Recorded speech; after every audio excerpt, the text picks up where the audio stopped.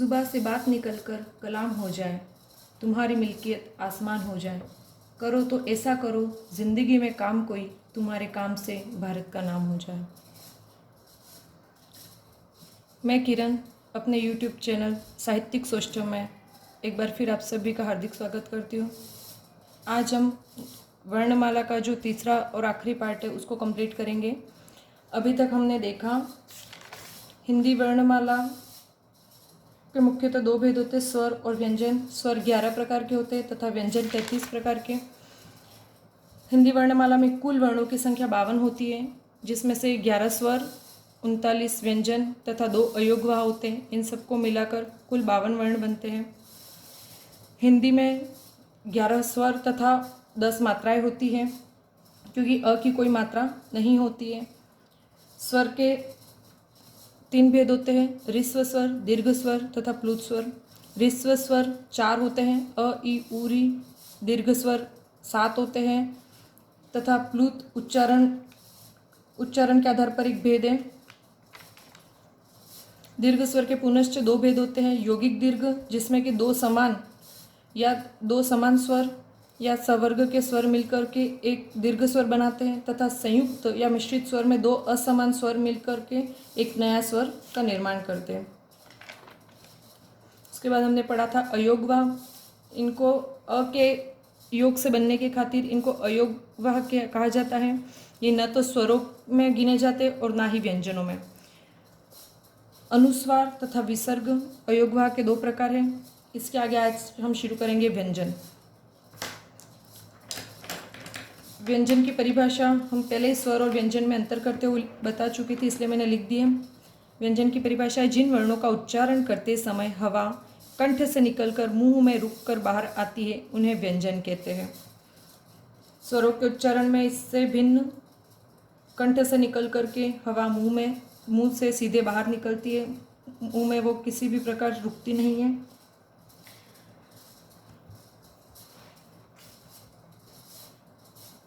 हिंदी वर्णमाला में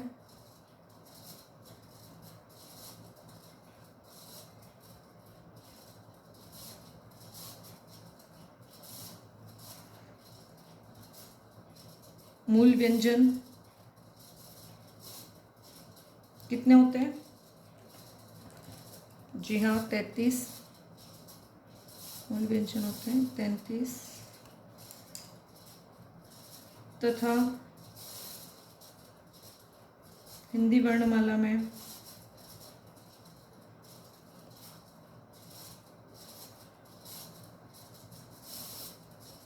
कुल व्यंजन कितने? 39 होते हैं।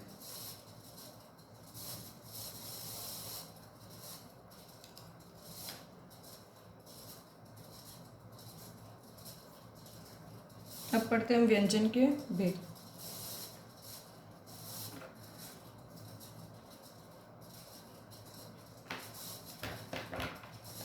पहला है स्पर्श व्यंजन।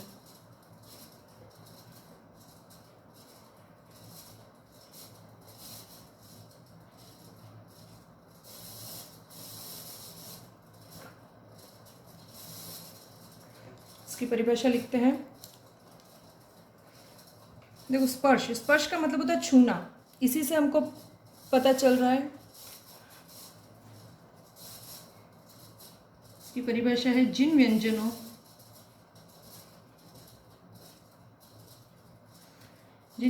का उच्चारण करते समय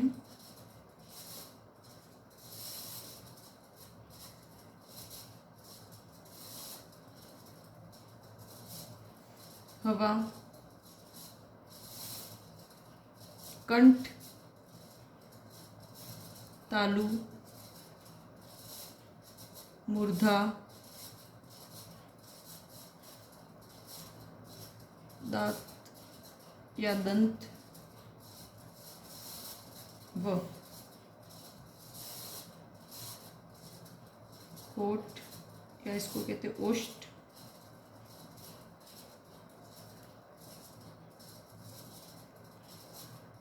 का स्पर्श करते हुए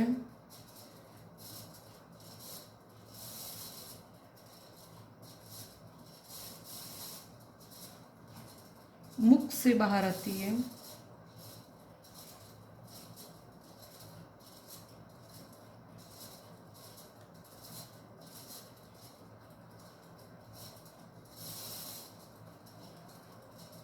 उन्हें स्पर्श व्यंजन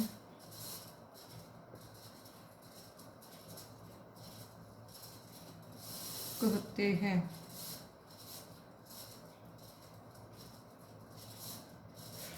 देखो, स्पर्श का मतलब ही होता है छूना, अर्थात जब हमारे गले से स्वर तंत्रियों से हवा टकराकर हमारे मुंह में पहुंचती तो मुंह में कभी तालू को, कभी मूर्धा को, कभी दांतों को तथा कभी होठों को छूते हुए बाहर निकलती है, वो रुक कर के बाहर निकलती है। इसलिए इन व्यंजनों को स्पर्श व्यंजन कहते हैं।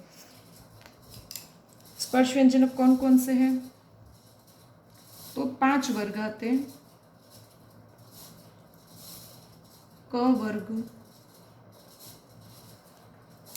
क वर्ग में कौन कौन से व्यंजन आते हैं? क, ख, ग, घ, अंग। क के बाद आता है हमारा च वर्ग।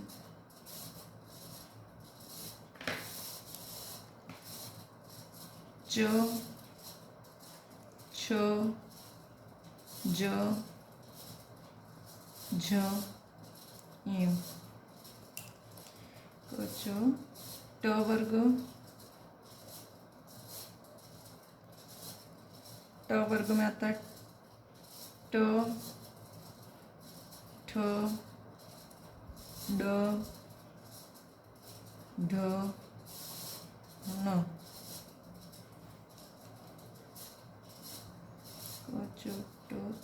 त वर्ग, त वर्ग में आएंगे त, थ, द, ध और न। और अंतिम वर्ग है प वर्ग।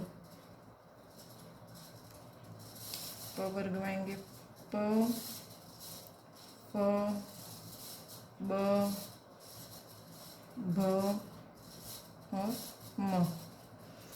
तो हम देख सकते हैं क से लेकर म तक के सभी व्यंजन आएंगे स्पर्श व्यंजन में। स्पर्श व्यंजन कुल कितने होते हैं? तो हर वर्ग में 5 होते हैं, 5 और 5 वर्ग, और हर प्रत्येक वर्ग में 5-5 व्यंजन। इस आधार पर हम देख सकते हैं कि ये कुल हुए 25। तो इस प्रकार स्पर्श व्यंजन जो कि कुल 25 होते हैं, क, च, ट, त, प, ये 5 वर्ग हो गए। अब एक छोटी सी बात है, जो क वर्ग है वो उसका उच्चारण स्थान होता है कंठ। च वर्ग इचु यशानाम तालु, ट वर्ग ऋतु रसानाम मूर्धा, त ऋतुलसा नाम दंता तथा प वर्ग जो है वो उपपद्मानीय नाम ओष्ठ। अर्थात क वर्ग का जब हम उच्चारण करते हैं तब ध्वनि कंठ से निकलती है। ये कंठ से इसका उच्चारण होता है। च वर्ग का उच्चारण स्थान होता है तालु, ट वर्ग का उच्चारण स्थान होता है मूर्धा, त वर्ग का उच्चारण स्थान होता है दंत या दांत तथा प वर्ग का उच्चारण स्थान होता है होठ।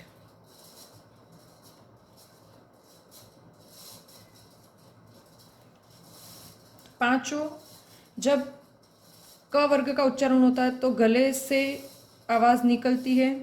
च वर्ग का उच्चारण होता है तो गले से आवाज निकलते हुए जो वायु है वह तालु को छूते हुए बाहर निकलती है। ट वर्ग के उच्चारण में कंठ से निकलने वाली ध्वनि, गले से निकलने वाली जो हवा है वो मूर्धा को छूते हुए बाहर निकलती है। तथा त वर्ग में हम जैसे बोलते हैं तो बिना हमारी जो जिह्वा होती है वो दांतों को छू कर के निकलती है, बिना दांतों को छुए त वर्ग का उच्चारण नहीं किया जा सकता। तथा प वर्ग आप प्रैक्टिकल करने के लिए देख सकते हैं कि अगर आप अपने होठ होठों में से एक भी होठ को पकड़ के रखते हैं तो आप प वर्ग का उच्चारण नहीं कर सकते। इससे आपको पता चलता है कि प वर्ग के उच्चारण के लिए का उच्चारण होठों से होता है। क ख ग घ अंग च छ ज झ ञ ट ठ ड ढ ण त थ द ध न प फ ब भ म। ये हुए कुल 25 वर्ण जो कि स्वर स्पर्श व्यंजन के अंतर्गत आते हैं। अब हम दूसरा देखते हैं व्यंजनों में दूसरा अंतस्थ व्यंजन।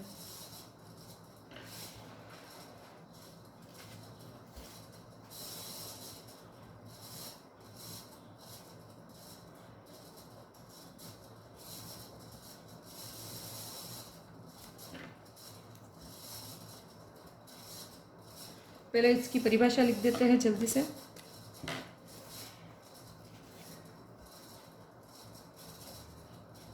जिन व्यंजनों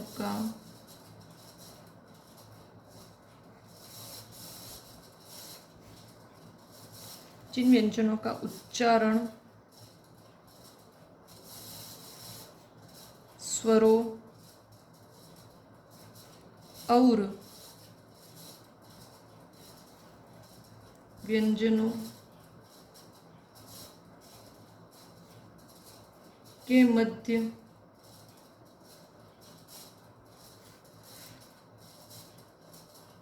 का होता है,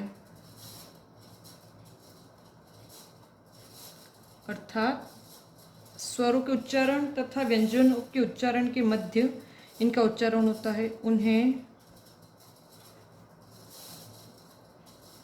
अंतस्थ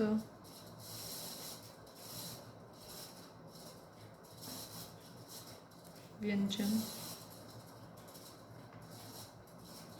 कहते हैं। ठीक है, अंतस्थ व्यंजन ये कुल 4 है, मतलब 4 वर्ण हैं जो कि अंतस्थ व्यंजन के अंतर्गत आते हैं। य व र तथा ल।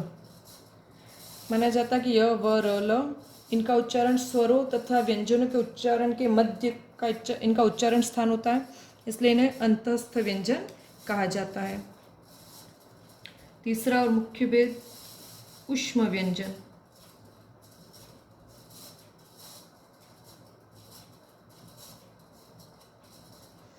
ऊष्म का मतलब होता है गर्म। अब इनको ऊष्म व्यंजन क्यों नाम दिया? जैसे सबके स्पर्श व्यंजन में जिह्वा स्पर्श करती है मुख के विभिन्न भागों को, अंतस्थ में स्वरों तथा व्यंजनों के मध्य का इनका उच्चारण स्थान होता है, इसलिए तथा ऊष्म व्यंजन जो है इसको ऊष्म क्यों कहा जाता है? क्योंकि इनका उच्चारण करते समय मुंह में हवा जो टकराती है वो ऊष्मा या गर्मी पैदा करती है। हमें जब इनका उच्चारण करते तब मुंह के अंदर एक अलग सी गर्माहट महसूस होती है, जिनके खातिर इन व्यंजनों को ऊष्म व्यंजन कहते हैं। इसकी परिभाषा लिख लेते हैं। जिन व्यंजनों का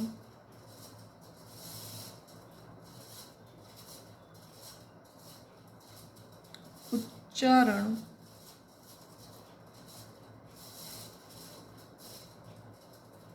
करते समय हवा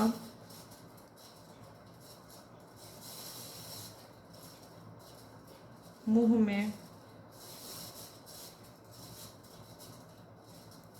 टकराकर ऊष्मा, गर्मी या गर्माहट, कुछ भी कहिए आप,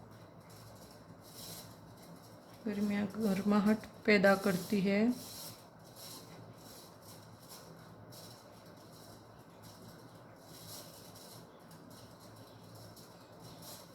उन्हें ऊष्म व्यंजन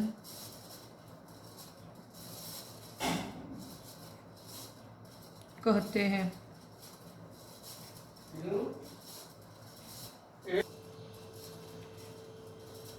ऊष्म व्यंजन कितने होते हैं? तो ऊष्म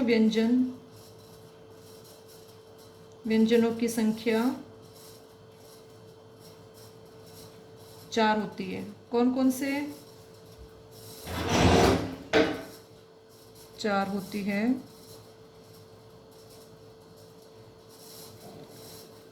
जो निम्न है: श, श,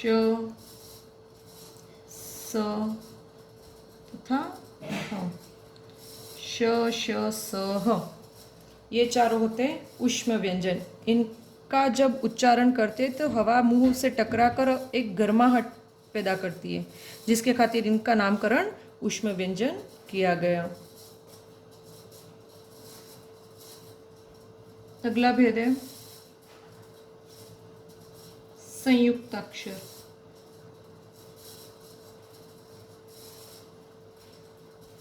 अभी तक हमने जो पढ़े स्पर्श, अंतस्थ तथा ऊष्म, इन तीनों को मिलाकर हमारे 33 होते हैं। 25 + 4 + 4, ये सब मिलाकर हमारे 33 व्यंजन हुए, जो मूल व्यंजन।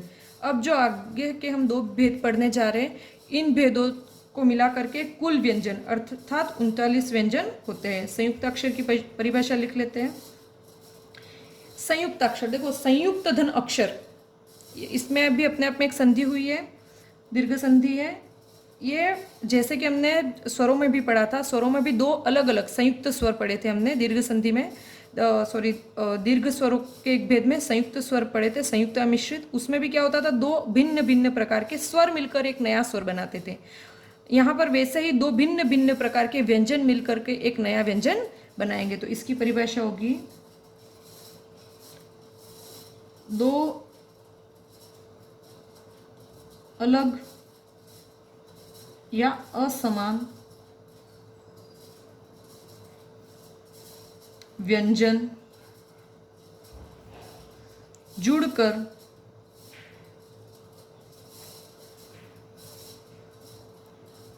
जिस नए व्यंजन का निर्माण, जिस नए व्यंजन वर्ण का निर्माण करते हैं, उसे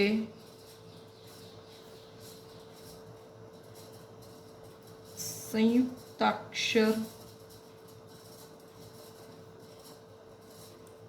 कहा जाता है।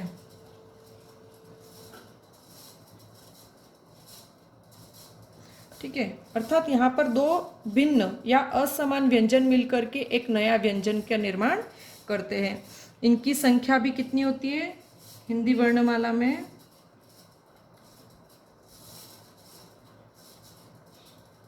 हिंदी वर्णमाला में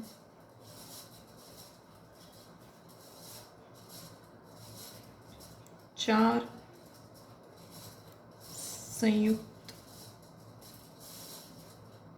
संयुक्ताक्षर, लेकिन ये व्यंजनों की श्रेणी में ना होते हैं। यहाँ पर हम नोट डाल देते हैं ताकि कंफ्यूजन नहीं हो।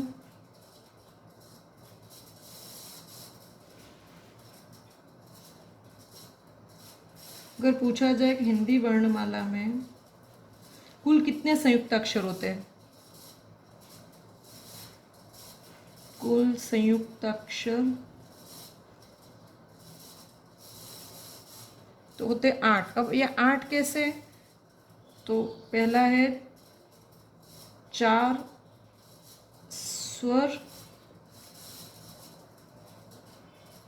संयुक्ताक्षर, जो हमने पढ़े थे ए, ऐ, ओ तथा औ, है ना। और 4 व्यंजन संयुक्ताक्षर,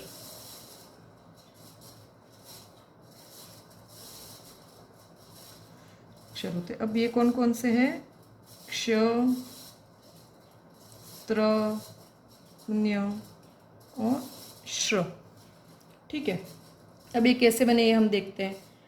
चार तो ऐसे व्यंजन, इसमें चार जो स्वर संयुक्त अक्षर है उसमें दो स्वर आपस में जुड़ करके एक नया, लेकिन दो असमान स्वर जुड़ करके आपस में नया व्यंजन बनाते हैं। जबकि जो व्यंजन संयुक्त अक्षर होते हैं क्ष, त्र, ज्ञ, श्र, इनमें दो असमान या भिन्न व्यंजन आपस में जुड़ करके एक नया व्यंजन का निर्माण करते हैं।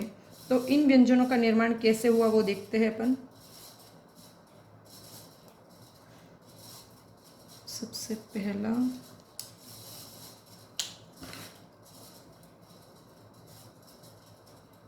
क हलंत मतलब व्यंजन, और आता है अपना श मूर्धन्य। इन दोनों के साथ अ, क्योंकि जब तक अ नहीं जुड़ेगा तब तक व्यंजन, दो व्यंजन भी भले आपस में जुड़ जाए लेकिन फिर भी वो आधे ही रहेंगे, अपूर्ण है, जब तक उनमें स्वरों को नहीं जोड़ा जाए, क्योंकि स्वर के बिना किसी भी व्यंजन का उच्चारण नहीं किया जा सकता। तो आधा क, आधा श और अ मिलकर के बनता है हमारा क्ष पूरा। नंबर 2 पे आता है हमारे त हलंत, र हलंत और अ बराबर बना त्र। नंबर 3 ज्ञ, तो ये बनता है ज और ञ और अ, इन तीन से मिलके बनता है ज्ञ। और अंतिम बचा हमारा श्र, तो बनता है श धन र धन अ बराबर श्र। ठीक है, ये ऐसे ना आकर के ऐसे भी कभी कभी परीक्षाओं में और पूछ लेते क आधा और श, क्योंकि श में इस अ को जोड़ दिया गया, इसलिए क और श मिलकर भी क्ष बनता है। लेकिन ये क पूरा मत लिखना कभी, ठीक है, क अधूरा होता है, श पूरा। फिर त के बाद र जुड़कर त्र, ज के बाद इ जुड़कर ज्ञ, तथा श और श के बाद र मिलकर के बना श्र। क धन श धन अ, ये अ इसमें जुड़ गया व्यंजन में, तो ये व्यंजन पूर्ण हो गया जो अधूरा था। क आधा क और श मिलकर बना क्ष। त र और उसके बाद अ, तो त और र दोनों आधे आधे थे, इस र में ये र में अ जुड़ गया, तो त हलंत वाला आधा तथा र, इस तरीके से बना त्र। ज आधा, इ आधा तथा अ, ये अ जो था वो इ में जुड़ गया, तो ये बन गया ज धन इ ज्ञ, तथा श आधा, र में अ जुड़ के श और र मिलके बना श्र। इस तरीके से ये संयुक्त अक्षर भी कंप्लीट हो। हमारे टॉपिक के एंडिंग की ओर बढ़ते हैं हम, और अंतिम उत्क्षिप्त या द्विगुण या कहो इनको ताड़नजात व्यंजन। उत्क्षिप्त का अर्थ होता है उठाकर फेंका हुआ। इसका सिर्फ अर्थ लिख लेते हैं। क्षिप्त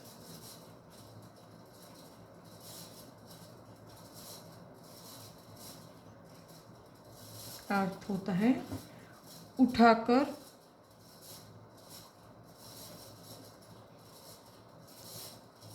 फेंका हुआ, अर्थात क्षिप्त का अर्थ होता है उठाकर फेंका हुआ। अर्थात जिन व्यंजनों का उच्चारण करते समय जो हमारी जीभ होती है वो ऐसा लगता मानो उठाकर तेजी से इन व्यंजनों को बाहर फेंक रही है, जिसके खातिर इन व्यंजनों को कहते हैं उत्क्षिप्त, द्विगुण या ताड़नजात व्यंजन। ये संख्या में 2 होते हैं, इनकी संख्या होती है 2। और ये कौन कौन से होते हैं, तो ये होता है एक तो ड, लेकिन ड के नीचे नुक्ता, ठीक है। और एक होता है ढक्कन वाला ढ और उसके नीचे भी नुक्ता। देखो एक चीज़ नोटिस करोगे आप कि ड और ढ यहाँ पर भी है और आप देखोगे ड और ढ यहाँ पर भी है, ठीक है। लेकिन इनके नीचे नुक्ता नहीं लगा हुआ और इनके नीचे नुक्ता लगा हुआ। ये दोनों आप अलग अलग व्यंजन हैं, इन दोनों में कंफ्यूज मत होना। ये ड और ये ड में अंतर है। एक छोटे से उदाहरण के माध्यम से मैं आपको समझाऊंगी।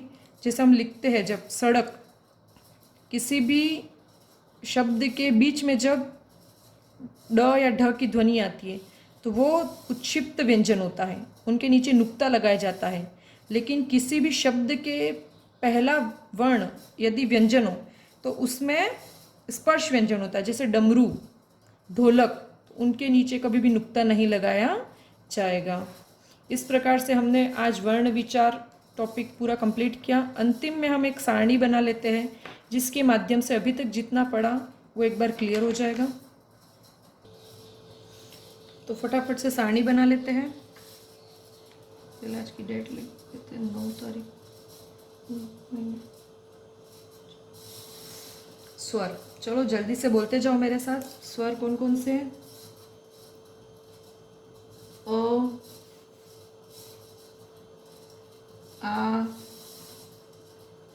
ई, उ, री, ए, ऐ, ओ, औ। मैंने ऐसा लिखा है जिसका एक कारण है, वो जल्दी समझ जाओगे। साथ में हम स्वर के जो भेद होते हैं वो भी लिख रहे हैं। मैंने ऊपर नीचे लिखे जिसका कारण है कि ऊपर की लाइन में ह्रस्व स्वर आ गए अ, ई, उ, री, जो कि संख्या में है 4। नीचे की लाइन में आ, ई, उ, जो कि समान स्वरों के मेल से बनने वाले यौगिक स्वर है जिनकी संख्या है 3। तथा ए, ऐ, ओ, औ, जो 2 असमान स्वरों के योग से बनने वाले संयुक्त स्वर है जिनकी संख्या है 4। ह्रस्व स्वर 4 तथा दीर्घ स्वर 3 + 4 = 7। 4 और 7 11 कुल स्वर हो गए। उसके बाद आते व्यंजन। कुल व्यंजन 39, जिसमें स्पर्श व्यंजन 25, क, ख, ग, घ, अंग, च, क वर्ग, च वर्ग, ट वर्ग, त वर्ग और प वर्ग। क से लेकर के म तक कुल हो गए 25 वर्ण। फिर अंतस्थ व्यंजन 4 होते हैं, य, र, ल, व। ऊष्म व्यंजन 4 होते हैं, श, श, स, ह।